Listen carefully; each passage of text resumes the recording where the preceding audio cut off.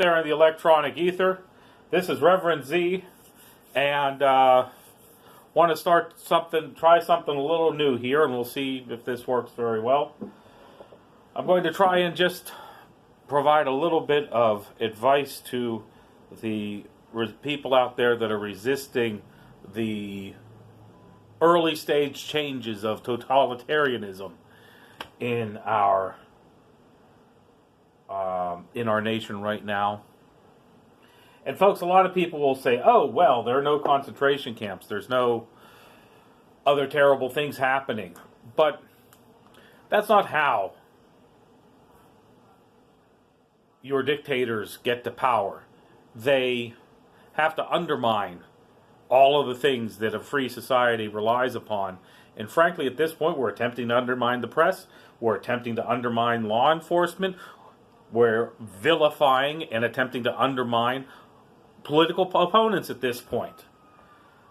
These are the first baby steps to, you name it, whatever fascist type thing you're a little bit worried about or think could happen.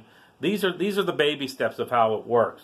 Now, American society, historically, when we have had these little things creep in, generally what has happened in the past is the would-be fascist, or the people that are subverting, we'll call it American values, they get voted out of office.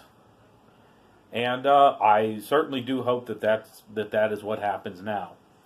But unfortunately, what we do have at this point is we have a group of people that are saying, hey, the emperor has no clothes on. But some of us are going about it in the wrong way. And hopefully this little bitty series will be of some assistance to the now 8 people that are watching this YouTube channel. But we will start off with there was a meme, an internet little picture, which had a picture of Tommy Lahren, who is a Fox News contributor, or a Fox entertainment. I don't know if she's on the news side or the entertainment side. I haven't figured that out. But she is a Fox contributor, and the caption states that she said that people who die in shootings did not pray hard enough or were not saved. I've seen 2 different versions of this, and went to a couple of websites. There's factcheck.org and a couple of other websites where you can look these things up and see if these things actually did happen. And apparently she did not say either of those things because, number one, if you are a good Christian person, if you are saying that you completely understand the mind of God to the point that you can tell who gets saved and who doesn't get saved, that's heresy, and you're way outside of what Scripture says that you should know. And number 2, obviously, there's just the being a terrible person and the lack of humanity in a statement like that.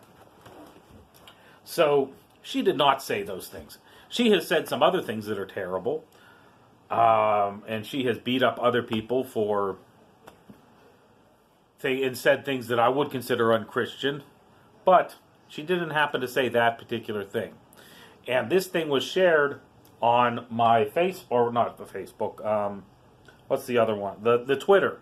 I have a Twitter feed, ReverendZ, and Pat was given this meme 6 times, and it was apparently believed by hundreds of people. So, resistors, you can't lie about the enemy. And frankly, you don't need to.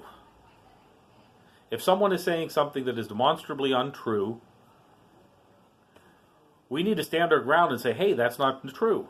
We need to say that the emperor is naked. I thank you for tuning in. I hope that this helps you.